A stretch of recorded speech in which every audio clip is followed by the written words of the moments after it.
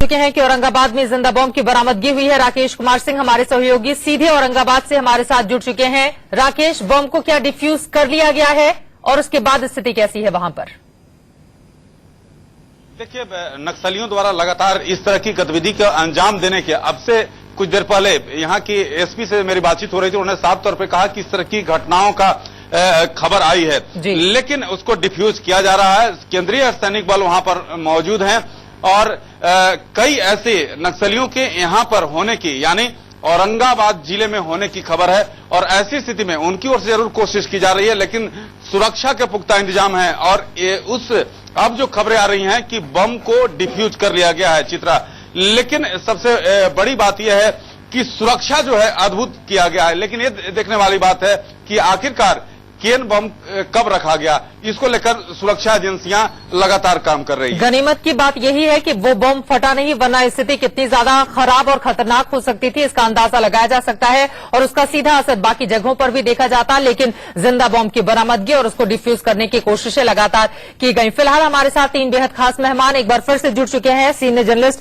अनुज गुप्ता जी, विनोद अग्निहोत्री जी और प्रदीप सिंह जी, इन तीनों से हम बातचीत करेंगे और जानेंगे कि बिहार में फर्स्ट फेज की वोटिंग के बाद की स्थिति क्या बनी है और दूसरे चरण में क्या चीजें ये खास देख रहे हैं। लेकिन ये 3 अलग अलग इलाकों की तस्वीरें, गया, कैमूर और जहानाबाद, जहां पर महिलाओं में गजब का उत्साह देखने को मिल रहा है, जबरदस्त उत्साह है। महिलाएं बढ़ चढ़कर हिस्सा ले रही हैं और आपको याद भी होगा कि पहले चरण के चुनाव प्रचार के बाद भी हमने देखा था, जिस दिन मतदान था उस दिन महिलाओं ने बढ़ चढ़ के हिस्सा लिया और इसी वजह से पुरुषों की तुलना में उनका वोट प्रतिशत ज्यादा रहा है। और ये गया की तस्वीर हम आपको दिखा रहे हैं। गया के 7 मॉडल पोलिंग स्टेशन ऐसे हैं जहां पर पूरी तरह से महिलाओं का नियंत्रण है। गुलाबी रंग की साड़ी में मोर्चा संभाले ये महिलाएं आपको टीवी स्क्रीन पर दिखाई दे रही हैं। गया से हमारे सहयोगी अमित सिंह की ये रिपोर्ट देखिए। ये पिंक सिटी एक तरीके से बना गया, पिंक मतदान केंद्र, 5 ऐसे मतदान केंद्र। मैं पीछे अपने कैमरामैन को बताऊंगा, दिखाइए आप जिस तरीके से तस्वीरें हैं। महिलाएं, केवल महिलाओं के इंपावरमेंट के लिए महिलाएं केवल यहाँ मतदान केंद्र में हैं और तमाम जो लोग आप देखिएगा पिंक जो गुलाबी रंग से नहाया हुआ है पूरा जो मतदान केंद्र। आप बाई तरफ देखें जो सहायता केंद्र यहाँ बनाए गए हैं वो भी जो है महिलाएं यहाँ पर है, जो सुरक्षाकर्मी है वो महिलाएं हैं। तो ये एक ऐसी कोशिश की गई है चुनाव आयोग और यहाँ के लोकल प्रशासन की तरफ कि जो पिछले चरण में जिस तरीके से वोट का परसेंटेज जो है वो कम हुआ, तो उसको बढ़ाने के लिए और लोगों के अंदर एक उत्सुकता, लोगों के अंदर एक बेचैनी की वोट कैसे करें। और यहाँ देखिएगा पीछे में जो है चिल्ड्रन पार्क बनाए गए हैं। ये बच्चे जो जिनके परिवार वाले जो है अगर वोट करने आए तो उनको बच्चों के खेलने के लिए व्यवस्था की गई है। तो एक आदर्श मतदान केंद्र जो है गया टाउन में बनाए गए हैं। और बिल्कुल ये जो महिलाएं हैं जिन्होंने ये पूरा सब कुछ किया, यहाँ पे सीनियर डिप्टी कलेक्टर है पारुल जी, ये बताइए कि क्या कुछ आपके मन में था कि आपने ये सब मैदान केंद्र बनाए? ये हमारे जिला पदाधिकारी का इनोवेशन है। वो चाहते थे कि महिलाएं हर क्षेत्र में आगे आए। अभी तक बिहार में कभी भी महिलाएं पोलिंग कार्य में नहीं लगाई गई थी। उन्होंने अपनी इच्छा व्यक्त की और महिलाओं से अपना ओपिनियन मांगा। सारी महिलाओं ने इसके लिए, हमारे पास करीब 1,500 फॉर्म्स आए थे कि हम लोग इस कार्य को करने के लिए इच्छुक हैं। तो उसमें हम लोगों ने अभी फिलहाल गया सदर में चुना है, टाउन एरियाज में बूथ को चुनकर ये आइडियल मतदान केंद्र बनाया है जहां सारा कार्य महिलाएं कर रही हैं। इवन यहां तक कि पुलिसकर्मी भी महिलाएं लगाई गई है, मेडिकल टीम है वो भी हमारी महिला है। हेल्थ बूथ है यहाँ पे महावीर इंटर में हमारे यहाँ 5 बनाए गए हैं और गया कॉलेज में 2 बूथ बनाए गए हैं। कुल 7 मतदान केंद्र हमारे बनाए गए हैं जो आइडियल है। क्या लगता है कि पहले चरण में जिस तरह से मतदान जो है, जो एक्सपेक्टेशन था कि ज्यादा 60 से ऊपर फीसदी हो गया, क्या वो कमियां आई उसको बढ़ाने के लिए या लोगों के अंदर ये जागरूकता लाने के लिए कोशिश है? हाँ बिल्कुल, ये हम लोग मतदान का प्रतिशत बढ़ाने के लिए कर रहे हैं। महिलाएं घर से बाहर निकले और देखें जब महिलाएं पोलिंग करा सकती हैं तो वो वोट क्यों नहीं दे सकती हैं। कुछ नए लोग आए हैं जिन्होंने वोट पहले बार करा या फिर यहाँ देखने आए। आप यहाँ मतदान केंद्र पे आई है क्या? देखने के लिए कि पहली बार ऐसा हो रहा है गया में। आप देखने आई है कि ऐसा मतदान केंद्र कुछ अनोखा है? कुछ डिफरेंट है बाकी इलेक्शन बूथ से, इसलिए। क्या लगा आपको देखने? बहुत अच्छा है, पहली बार वुमेन एम्पावरमेंट सेल ने कंडक्ट कराया election. This is very nice. इनको देखकर एक्चुअली आई फील प्राउड कि आई एम अ वुमेन। तो ये तस्वीरें बिल्कुल ऐसा लगता है जो घर से जो लड़कियां हैं वो बाहर निकली हैं देखने के लिए कि ऐसा मतदान केंद्र जहां की केवल महिलाओं के बारे में सोचा जा रहा है, तो सुरक्षा में महिलाएं, जो वोट करा रही है वो महिलाएं, जो मे आई हेल्प यू पे बैठी है वो महिलाएं, तो तमाम महिलाओं को देखकर जो है एक जागरूक हुई है। जो लड़कियां हैं यहाँ के जो गया टाउन की, वो आई है अपने परिवार वालों के साथ कि ऐसा मतदान केंद्र देखने के लिए कि आदर्श मतदान केंद्र में क्या कुछ सुविधाएं हैं जो अद्भुत लग रही हैं। कि ये तस्वीर नक्सल प्रभावित जिलों की बदलती तकदीर को बयां कर रही है और ये सुखद अनुभूति कम से कम बिहार के लिहाज से। सीधे रुख करेंगे राकेश कुमार सिंह, हमारे सहयोगी औरंगाबाद से हमारे साथ लगातार जुड़े हुए हैं और उनके साथ कांग्रेस के प्रत्याशी भी मौजूद हैं। अपनी जीत के दावे किस आधार पर कर रहे हैं राकेश? ये देखिए चित्रा, कांग्रेस के प्रत्याशी यहां से आनंद शंकर सिंह हैं, जो कि पहली बार यहां से चुनाव लड़ रहे हैं, युवा हैं। आप ऐसे उम्मीदवार जो बीजेपी कदावर नेता हैं रामाधार सिंह, उनके खिलाफ लड़ रहे हैं, वो लगातार यहां से चुनाव जीत चुके हैं, तो किस उम्मीद पर आप महागठबंधन के उम्मीदवार हैं, किस आधार पर आप अपनी जीत के दावे कर रहे हैं? देखिए, हम लोगों के साथ मैंने यूथ विंग में काम किया है। युवाओं का जो समर्थन मिलना चाहिए वो मुझे भरपूर तरीके से मिल रहा है और रामाधार सिंह का जो 15 साल का कार्यकाल रहा है उससे काफी लोग नाखुश रहे हैं। अभी एंटी इनकम्बेंसी का काफी सपोर्ट मिल रहा है और सभी एज लोग। लेकिन सबसे खास बात आनंद जी कि आपके जो कदावर नेता हैं, चाहे बात किया जाए कांग्रेस अध्यक्ष सोनिया गांधी की बात, राहुल गांधी की बात, तो रैलियां उनके द्वारा कम की गई। क्या आपको लगता है कि अगर उनके द्वारा अधिक रैलियां किया जाता तो इसका फायदा आपको मिल सकता? निश्चित रूप से उसका फायदा मिलता, बट चूंकि पूरे बिहार में चुनाव हो रहा है और समय बहुत कम था, फर्स्ट फेज के चुनाव में काफी लोग लगे हुए थे। जहां तक बात है नेताओं की, तो हमारे यूथ के जो all India youth Congress committee के जो प्रेसिडेंट हैं अमरिंदर सिंह राजा बरार ने यहाँ 2 दिन 3 दिन कैंप किया और उसके अलावा पूरे यूथ विंग हमारा यहाँ आया हुआ था।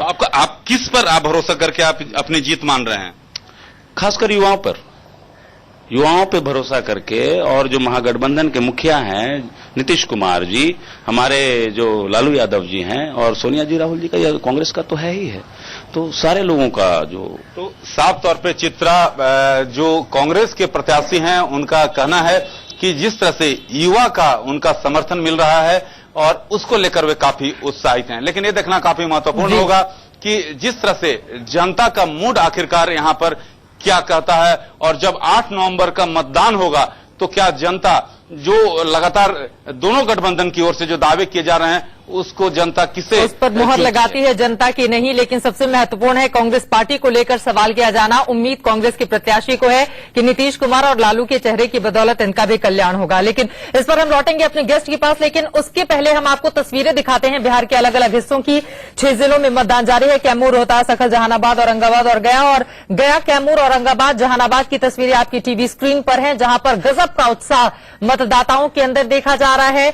अपने मताधिकार को लेकर लोग कितने जागरूक हैं, इसका अंदाजा आप इस बात से लगा सकते हैं कि सुबह 7 बजे नहीं थे, उसके ठीक पहले लंबी कतारें बिहार के अलग अलग हिस्सों में जहां पर आज वोटिंग हो रही है वहां पर लगनी शुरू हो गई थी। हमारे साथ अभिषेक चंद्रा हमारे सहयोगी जहानाबाद से जुड़े हुए हैं और जहानाबाद सबसे ज्यादा नक्सल प्रभावित इलाकों में से एक आता है। यहां पर आपसे जानना चाहेंगे, चूंकि औरंगाबाद से एक जिंदा बॉम्ब की बरामदगी हुई है, ऐसे में चुनौती और ज्यादा बढ़ जाती है। वहां पर सुरक्षा के कैसे इंतजाम किए गए हैं अभिषेक? बिल्कुल चित्रा, औरंगाबाद में बम पाए जाने की खबर यहां जहानाबाद में भी आ चुकी है और सुरक्षा बलों ने जो सिक्योरिटी पहले से उन्होंने टाइट कर रखी थी उसे और कड़ी कर दी गई है। फिलहाल मैं आपको बता दूं कि ये ग्रामीण जहानाबाद है, ये काको का क्षेत्र है जो कि जहानाबाद शहर से काफी अंदर पड़ता है, बिल्कुल नक्सल इलाका है। और मेरे पीछे जो तस्वीरें, लाइव तस्वीरें आप देख पाएंगी इस ग्रामीण पोलिंग स्टेशन की है। जो ये तमाम महिलाएं मेरे पीछे मौजूद हैं, ये गांव में काम करने वाली वो महिलाएं हैं, खेतों में काम करने वाली वो महिलाएं हैं। इनकी एक दिन की दिहाड़ी इनके लिए काफी महत्वपूर्ण होती है। उस दिहाड़ी को भी छोड़ करके, अपने खेतों के कामकाज को छोड़ करके ये लोग वोट देने के लिए आए हैं। एक कहीं ना कहीं बहुत बड़ी बात है ये ग्रामीण बिहार के लिए कि जो ये घरेलू महिलाएं हैं, खेत में काम करने वाले कृषक हैं। पीछे भी जो लाइनें लगी हुई हैं उसमें ज्यादातर जो है वो ग्रामीण लोग हैं। मैं कुछ लोगों से बात करने की कोशिश करूंगा। आप ये बताइए, जिस विधायक को आप चुनने के लिए आई हैं आज, उससे क्या उम्मीद है आपको, क्या काम करे आपके लिए? हमने क्या तो घर दुआर जगह जमीन न है, बनाना चाहिए थी। यही चलते वोट हमने दी थी कि हमने के घर दुआर जगह बना देते, न रहे के साधन न है, दूसरा के घर में रहे ही तो चाहिए ना हमने के भाई, यही चलते तो दी थी वोट की कहानी बना देते। हमनियों के यही कहना चाहिए। दूसरे घर में रहती हैं, अभी तक अपना घर अपना जमीन नहीं मिला? ना नहीं है हमनी के। आप क्या मांगती हैं? वही हाल हमरो है, एक जगह में सब मकान है, एक हमनी के एक लोटा पानी गिरे के जगह न है, जगह हमनी के अपना न है, हमनी भूमिहार के घर में रहा है। हाँ। अभिषेक, लौटूंगी मैं आपके पास। महत्वपूर्ण सवाल यही है, बहुत सारे महिलाओं के ऐसे मुद्दे हैं जिनको लेकर वो बेहद जागरूक सजग नजर आ रही हैं और इसी आधार पर उन लोगों की ओर से वोट किया गया है। लेकिन अब की बार किसका बिहार, इसी सवाल के साथ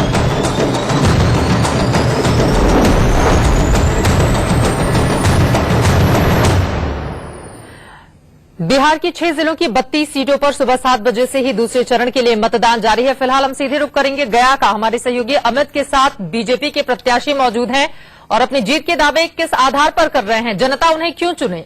अमित।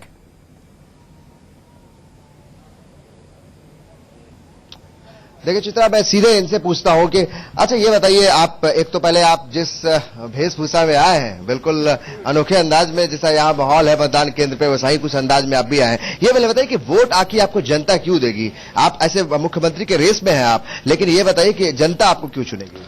जनता के बीच रहने का मौका मिला है लगातार, और जनता के दुख दर्दों में मैं साथ रहा हूं, जनता के साथ जुड़कर मैं रहा हूं, इसलिए जनता का लगातार मुझे आशीर्वाद मिलता रहा है। क्या लगता है कि जनता आप कई तरह के जो जनता है वो चाहती है कि यहाँ सड़क की समस्या है, जो यहाँ पे जो नाले नालियों की समस्या है, इससे लेकर जनता नाराज भी है, तो आप कहाँ लगता है कि कहीं ना कहीं कमियां हो गई, इस कारण से नाराजगी है? लोकतंत्र में जनता को अधिकार है अपनी बातों को रखने का। बड़े पैमाने पर विकास गया में काम कराए गए हैं, आज से पहले का गया और आज गया में आसमान जमीन का अंतर जाकर के है, और विकास आगे भी होगा जनता के भावनाओं के मुताबिक, और जो काम छूट गए हैं उसको मैं आगे करूंगा। इतनी बड़ी चुनौती है आपको इस गया से? कोई चुनौती नहीं, जनता हमारी साथ है। जनता जब साथ हो चुनौती है ही नहीं। जाकर के आपने 6 बार देखा, रिकॉर्ड बनाने का काम किया है, पिछले रिकॉर्ड को तोड़ेंगे गया की जनता का आशीर्वाद। एक सवाल मंत्री के रेस में प्रेम कुमार का नाम बहुत शुमार है, चूंकि सुशील कुमार मोदी अगर की चर्चा होती है तो प्रेम कुमार जी बिल स्वाभाविक है, लोकतंत्र है, चर्चा होना स्वाभाविक जाकर के है। मैं मानता हूं कि पार्टी का संसदीय बोर्ड है जो फैसला करेगा, मैं मानूंगा। जी चित्रा, सवाल। पार्टी का संसदीय बोर्ड है जो फैसला करेगा, मानूंगा। प्रेम कुमार जी की ओर से ये कहा जा रहा है 6 बार जीत चुके हैं, 7वीं बार मैदान में है। दोबारा मैं लौटती हूं आपके पास। जीत के दावे किए जा रहे हैं और मुख्यमंत्री के तमाम चेहरों के बीच एक ये भी चेहरा है गया में जिनके नाम को शहनवाज हुसैन की ओर से आगे किया गया था, लेकिन जहानाबाद से सांसद अरुण कुमार से अभिषेक चंद्रा ने खास बातचीत की है। सुनिए उन्होंने किस तरह से अपनी पार्टी की जीत के दावे किए। हम इस वक्त मौजूद हैं जहानाबाद के काको क्षेत्र में। जहानाबाद के स्थानीय सांसद अरुण कुमार, जो कि राष्ट्रीय लोक समता पार्टी के बिहार प्रदेश के अध्यक्ष हैं, अभी अभी अपना वोट कास्ट कर करके इस पोलिंग स्टेशन से बाहर निकले हैं। हम उनसे बात करेंगे। अरुण जी, आपने तो अपना वोट दे दिया, मगर क्या बड़े मुद्दे हैं जो कि तमाम मतदाताओं के जहन में हैं जहानाबाद के? देखिए, विकास हमारे मन में बराबर मुद्दा रहा है। जाति और धर्म से ऊपर उठ करके विकास को मुद्दा बनाए। बिहार की विकास की मूर्ति कौन बनेगा? आपका चेहरा? ये तो असेंबली में जो चुन करके आएंगे, डेमोक्रेटिक तरीके से उनका चुनाव होगा और वही प्रतिनिधित्व करेंगे। निश्चित तौर से कोई सक्षम व्यक्ति को ही, ईमानदार व्यक्ति को ही बिहार की सत्ता दी जाएगी। उपेंद्र कुशवाहा भी सक्षम व्यक्ति हो सकते हैं? देखिए, मेजर पार्टी है बीजेपी। अब बीजेपी निर्णय ले लेगा तो हमें स्वीकार ही होगा, हमको इनकार करने में क्या दिक्कत होगी। लेकिन मेजर पार्टी है, हमको लगता है कि जो बड़ी पार्टी है उसी से बनेगा। कुल मिलाकर के जहानाबाद के सांसद अरुण कुमार हमें बता रहे हैं कि अगर जब 8 नवंबर के बाद नतीजे आएंगे और बीजेपी का पार्लियामेंट्री बोर्ड बैठेगा और अगर उपेंद्र कुशवाहा के नाम पर चर्चा होगी तो वो इस पर विचार कर सकते हैं, मगर आखिरी निर्णय जो है वो भाजपा को ही लेना है कि वो, क्योंकि वो बड़ी प्लेयर है इस महागठबंधन में। कैमरामैन नवनीत के साथ जहानाबाद से मैं अभिषेक चंद्रा, इंडिया न्यूज। पार्टी की टक्कर का मुकाबला बिहार में इस बार देखने को मिल रहा है और तीनों खास मेहमान हमारे साथ बने हुए हैं। जल्दी से विनोद जी, आपसे मैं शुरुआत कर लेती हूं। सबसे पहले तो हमने देखा प्रेम कुमार जी को पूरी तरह से मातामयी होकर वो नजर आए। लग रहा था चौथे दिन मां की पूजा अर्चना करने के बाद दुर्गा जी की वो पहुंचे थे वोटिंग के लिए, लेकिन आश्वस्त होकर इस बात का दावा करते हुए कि मैं ही जीतूंगा और संसदीय बोर्ड जो फैसला लेगा, यानी कि उनके मन में है मुख्यमंत्री बना दिया जाए तो बेहतर है, जो फैसला लेगा उसको मानूंगा। जाहिर है 6 बार वो विधायक रहे हैं और 6 बार विधायक रहने के बाद अगर उनका नाम फ्लोट किया जा रहा है पार्टी के कुछ नेताओं की तरफ से, तो निश्चित रूप से उम्मीद तो उनको होनी चाहिए।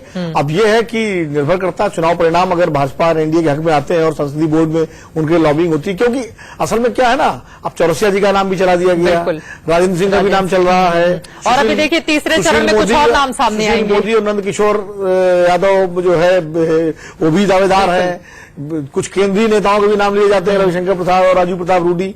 तो कुल मिलाकर के भारतीय जनता पार्टी में अभी मुख्यमंत्री पद को लेकर के एक विचित्र सी स्थिति है कि दुकान, पुरानी कहावत है ना कि दुकान सजी नहीं हो ग्राहक आ गए, उस टाइप से। लेकिन मुझे लगता है कि प्रेम कुमार जी जिस आत्मविश्वास के साथ बात कर रहे थे, उस हिसाब से क्योंकि 6 बार वो जीत चुके हैं, तो मुझे लगता है कि वो भी शायद पार्टी के भीतर जो चर्चा हो रही है उससे वाकिफ है और उनको एक कहीं से इस बात का भरोसा है कि उनके नाम पर भी कुछ चर्चा हो सकती है अगर पार्टी को बहुमत मिलता है तो।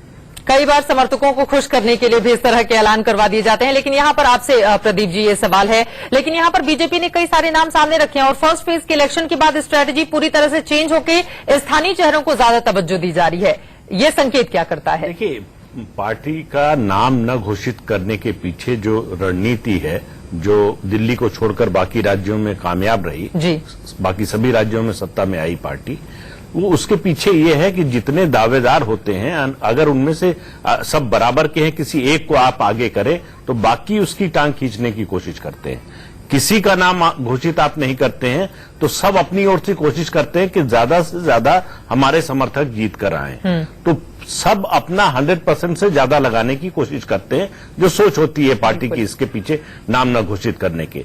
दूसरा एक एडवांटेज है पार्टी को प्रधानमंत्री की छवि का, जो बाकी राज्यों में उसको फायदा मिला, उसको लग रहा है कि बिहार में भी मिलेगा कि नहीं 8 नवंबर को पता चलेगा। लेकिन इस उम्मीद पर पार्टी ने इसीलिए किसी को मुख्यमंत्री के रूप में पेश नहीं किया और नरेंद्र मोदी की जो छवि है, विकास के मुद्दे पर उनकी जो पहचान है, उसको भुनाने की चुनाव में कोशिश कर रही है पार्टी। लेकिन लालू प्रसाद यादव बार बार सवाल पूछ रहे हैं कि बीजेपी का दूल्हा कौन है और उस पर गिरिराज सिंह ने क्या कुछ कहा है, उस पर मैं लौटूंगी। लेकिन ये तस्वीरें देखिए, एक सर्टिफिकेट और गुलाब का फूल, ऐसा लग रहा है कि मतदान के लिए अच्छा कार्य करने वाली महिलाओं को सम्मानित किया गया है। यहाँ पर गया की लाइव तस्वीरें हम आपको दिखा रहे हैं और जाहिर तौर पर गया के 7 मॉडल पोलिंग स्टेशन जो महिलाओं के नियंत्रण में है पूरी तरह से महिलाओं को सौंप दिए गए हैं और महिलाओं को ये जिम्मेदारी दी गई है कि आप महिला मतदाताओं को जागरूक करें ताकि ज्यादा से ज्यादा तादाद में वो मतदान में हिस्सा ले सकें। इन्हीं की केजरीवाल ने ये कह दिया है कि नीतीश जीत रहे हैं और मोदी जी चुनाव हार रहे हैं। अनुज जी, संदेश क्या देना चाहते हैं अरविंद केजरीवाल? स्वाभाविक है, सुबह सुबह उठ करके उन्होंने ये ट्वीट किया गया ताकि अगले कुछ घंटों तक टीवी पर, मीडिया में वो थोड़ा छाए रहें। इसके अलावा और कोई उनका कोई स्टेक भी नहीं लगा हुआ बिहार में। मोदी के खिलाफ, कुछ असर पड़ेगा बिहार की जनता पर उनके इस ट्वीट का? मुझे नहीं लगता, क्योंकि देखिए जब बनारस लड़ने गए थे तब भी वो कह रहे थे मैं जीत रहा हूं करके, किस तरह से वहां से हार के आए थे सबको पता था। तो ये केवल एक गिमिक है, केवल स्पॉइलर होने की भूमिका निभाने की कोशिश वो कर रहे हैं और थोड़ा जल्दबाजी भी कर दी, क्योंकि अभी तो आज को मिला लो तो 12 तारीख को भी कर सकते हैं, बिल्कुल पोलिंग के बाद, क्योंकि आज की पोलिंग तो खत्म नहीं हुई है। 8 तारीख को, 12 को पिछली हुई, पहली पोलिंग। देखिए आज की पोलिंग खत्म होने के बाद बोलते तो भी एक बात समझ में आती, फिर वो दिन भर नहीं चल पाते ना, इसलिए सुबह सुबह बोलते हैं ताकि दिन भर चल सके। देखिए आज का चरण काफी महत्वपूर्ण है, क्योंकि जो 32 सीटें हैं उनमें से लोकसभा चुनाव में बीजेपी गठबंधन सभी लोकसभा की सीटें, यहाँ की जो 5-6 थी वो जीत के गई है और 32 में से 29 पर लीड उनकी थी बीजेपी गठबंधन की। और यदि महागठबंधन के वोट केवल अंकगणित से जोड़ लेते तो केवल 11 पर ही उनकी लीड बनी रहती और 18 वो सीटें महागठबंधन की तरफ जाती। लेकिन मांझी साहब जो इस बीच में एनडीए के साथ गए हैं, उनका ये इलाका है, तो इसलिए मुझे लगता है ये बराबरी की टक्कर वाला इलाका है। और आज के चुनाव में सबसे महत्वपूर्ण जो आप सुबह से कह रही हैं, ये जो गुलाबी गैंग, गुलाबी क्रांति जो बिहार में दिख रही है इस समय, देखिए इसको छोटा मत मानिए। वो बिहार जो सदियों से, दशकों तक आप देखते रहे हैं कि महिलाओं को घर के अंदर बंद करके रखा गया या नीति निर्माण में उनकी कोई भूमिका नहीं रही और है। ये कुछ महिलाओं की तस्वीर भी हम दिखा रहे हैं, अलग अलग भूमिकाओं में महिलाएं। 1985 तक पुरुष वोटिंग की तुलना में महिला वोटिंग में 20% का अंतर रहता रहा है, यानी 50% पुरुष वोट डाल रहे हैं तो 30% महिलाएं। 2010 के चुनाव में पहली बार महिलाओं ने अधिक प्रतिशत वोट डाला, जो कि लोकसभा के चुनाव में भी हुआ। लेकिन आज के जो क्षेत्र हैं वहां महिला प्रतिशत, वोटिंग प्रतिशत जो है लोकसभा चुनाव में भी पुरुषों से कम रहा है। और मैं कहूंगा कि जहानाबाद सीट जो है उसमें तो 5% कम था पुरुषों की तुलना में।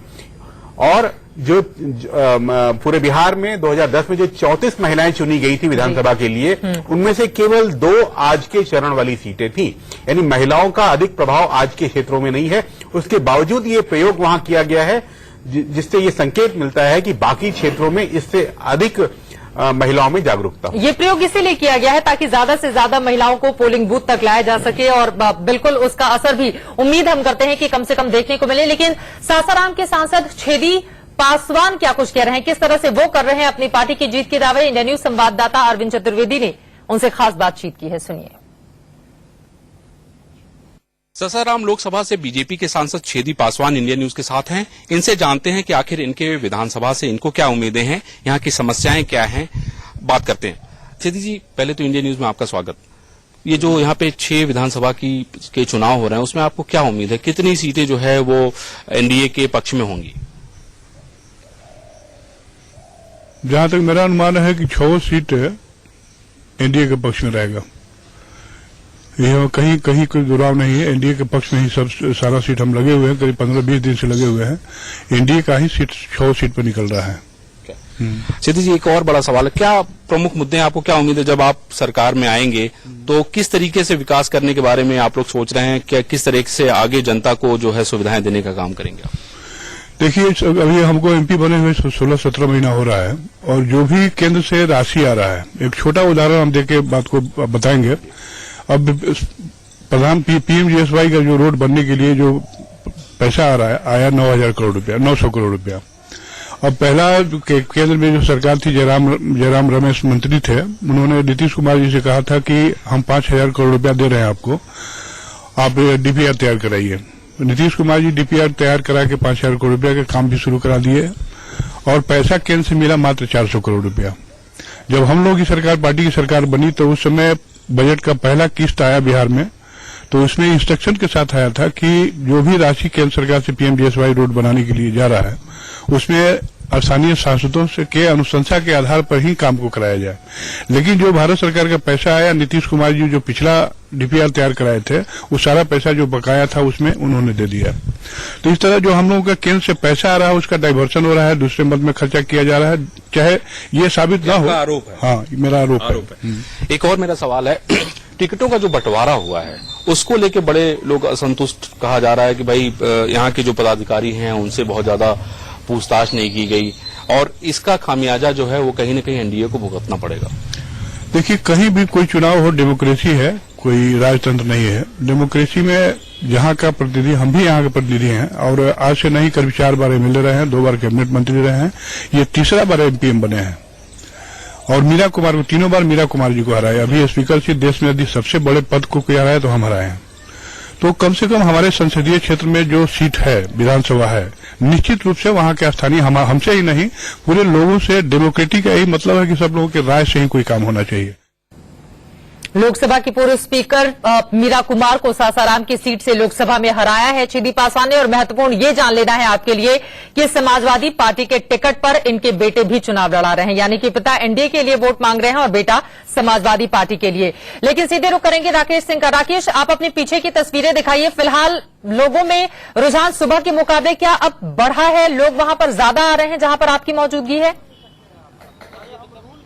देखिए चित्रा, करीब 8% जो यहाँ पर मतदान हुआ है 2.5 घंटे में, और यहाँ पर देख सकते हैं भारी संख्या में सुरक्षा बल। अब यहाँ पर एक एडवाइजरी उन्हें भेजी गई है सुरक्षा बलों को कि अब यहाँ पर बिना चेकिंग के अंदर किसी को भी नहीं आने दिया जाए। आप ये देख सकते हैं एसएसबी, केंद्रीय अर्धसैनिक बल के ये अधिकारी हैं, वो साफ तौर पर निर्देश दे रहे हैं अपने सभी सुरक्षा कर्मियों को कि किसी को अंदर नहीं आने दिया जाए, और बिना उनके पास कोई कार्ड नहीं हो उसको नहीं आने देना है। यानी जिस तरह से केन बम मिला है 144 बूथ संख्या पर, और उसके बाद ये एडवाइजरी जारी किया गया है कि सुरक्षा में किसी तरह कोताही नहीं बरती जाए। लेकिन यहाँ पर संख्या की जहां तक बात है चित्रा, तो यहाँ पर लोग अभी धीरे धीरे पहुंच रहे हैं। ऐसे जो चुनाव से जुड़े हुए अधिकारी हैं उनका कहना है कि धीरे धीरे लोग निकलेंगे, लेकिन ये साफ है कि सुरक्षा जो है अब शहर में भी काफी बढ़ा दी गई है। जिंदा बम की बरामदगी के बाद सुरक्षा के एहतियातन वहां पर और ज्यादा पुख्ता इंतजाम किए जा रहे हैं ताकि वोटिंग किसी भी तरह से प्रभावित नहीं हो। हमारे साथ हमारे दोनों सहयोगी साथी तीनों मेहमान लगातार बने रहेंगे। लेकिन नीतीश कुमार को किसने कहा है डाइवोर्सी दूल्हा, और कौन कह रहा है पहले मतदान बाद में मदिरा पान?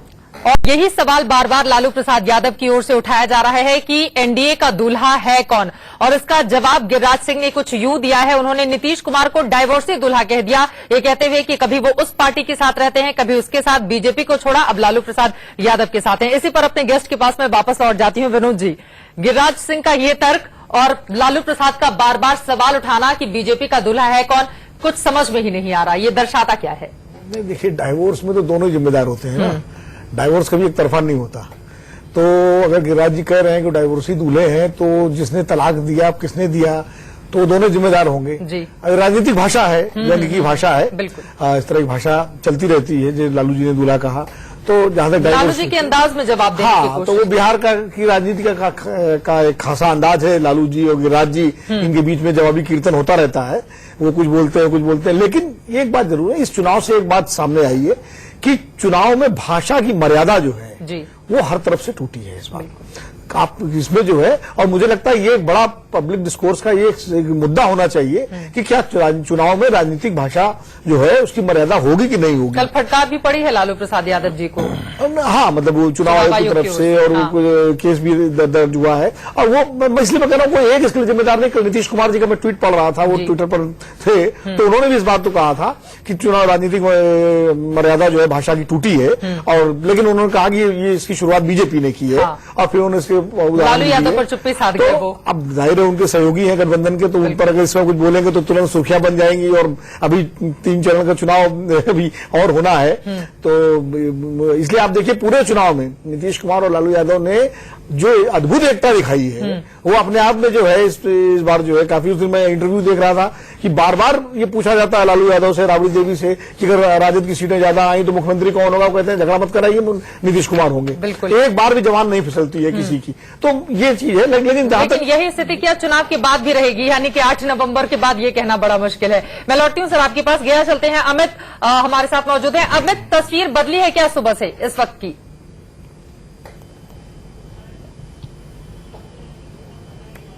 चित्रा, लगातार जो लोग हैं, जो आने का सिलसिला है, जो एक कतार लगी थी, वो कतार अभी भी बनी हुई है। मैं दिखाना चाहूंगा, देखिए मेरे पीछे जो है, लेकिन महिलाओं की संख्या ज्यादा है। चित्रा, आप देख सकते हैं, ये चूंकि बहुत अनोखा ये मतदान केंद्र है और यहाँ पे महिलाएं हैं केवल, तो यहाँ पे जो मतदाता है वो भी महिलाएं ज्यादा है, आप देख सकते हैं। लेकिन जो एक खास समुदाय के लोग जो है उनकी संख्या और भी ज्यादा है। यहाँ पे आप देख सकते हैं तमाम लंबी कतारें लगी हुई है, और ये पोलिंग स्टेशन 96 है, और ये सुबह से ही इस तरीके से नजारा है। लेकिन सबसे महत्वपूर्ण है कि महिलाएं जो है वो घर से बाहर निकल के जो है यहाँ पे पहुंची हैं, और ये जो तांता जो है वो लगा हुआ है लगातार सुबह से ही, सुबह 7 बजे से ही।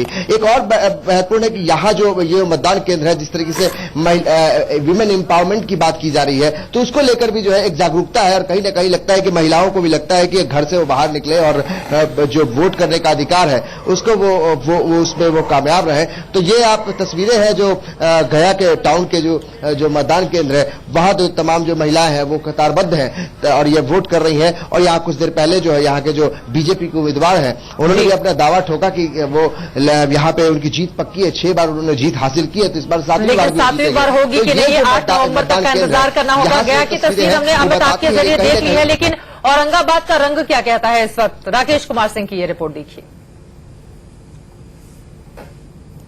बिहार में दूसरे चरण का मतदान शुरू हो गया है, और मैं खड़ा हूं औरंगाबाद के जिला परिसर में, और यहां पर देख सकते हैं कि लंबी लंबी कतारें जो हैं वोटरों के लगना शुरू हो गए हैं। लोग जो हैं काफी उत्साहित हैं। हम कुछ लोगों से बातचीत करेंगे। आप बताइए, क्या ध्यान में रहेगा जब वोट करेंगे आप?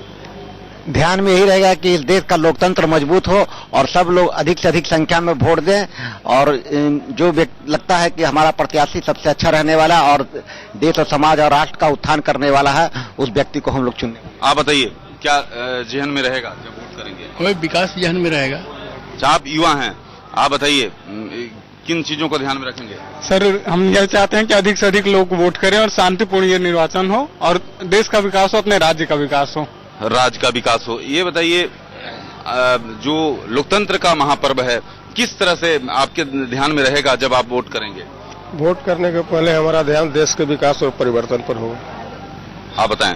देश के विकास के लिए वोट करेंगे। विकास के लिए वोट करेंगे। हमारे साथ कुछ महिला वोटर भी हैं और उनसे जानेंगे कि आखिरकार जो महिलाओं की, क्योंकि एक महापर्व है लोकतंत्र का, आप लोकतंत्र का चटक रंग महिलाओं के अंदर भी देखने को मिल रहा है, इसीलिए वो पहुंची हुई। लेकिन प्रदीप जी, आपसे ये सवाल है, पहले मतदान फिर मदिरा पान, ये जीतन राम मांझी की ओर से जो 2-2 सीटों पर आज ही चुनाव लड़ रहे हैं और दोनों जगहों पर आज मतदान है, इस तरह के बयान देकर वो क्या दर्शाना चाहते हैं वोटरों के बीच में? देखिए, वो अपने वोटर को एक तरह से एड्रेस कर रहे हैं। हालांकि इस तरह के बयान नहीं दिए जाने चाहिए जिस तरह की भाषा बोली जा रही, लेकिन मेरा कहना है कि भाषा को लेकर जितनी चर्चा हो रही है वो शायद 24/7 टीवी के कारण हो रही है। बिल्कुल। अगर पीछे की बात करें तो आप आपको याद नहीं होगा, देखा नहीं होगा, इंदिरा गांधी जब चुनाव लड़ रही थी, समाजवादी और जनसंघ पार्टियां थी, तो पब्लिक मीटिंग्स में क्या क्या बोला जाता था उनके खिलाफ। आज तो वैसी बात उसका 10% भी टीवी पे नहीं दिखाया जाता। बिल्कुल। बस ये तो प्रसार नहीं होता। बिल्कुल। हाँ, सर,